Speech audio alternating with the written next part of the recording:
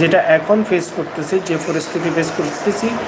এজন্য বলবো, যারা মিডল ইস্টে আছেন, বিশেষ করে যারা মিডল ইস্টে আপনাদের মা বাবা ভাই বেড়াদার আত্মীয় স্বজন আছে, আমার অডিয়েন্স যারা আছেন, আপনাদের কোনো আত্মীয় স্বজন যদি থাকে, আপনারা যাদের আছে অবশ্যই আপনারা কোনো পার্সেল নেবেন না। কারো পার্সেল নিতে গেলে পার্সেল নেবেন না, এবং দেখে শুনে নেবেন। হোমিও ওষুধ, অ্যালকোহল সেটা কখনো নেবেন না।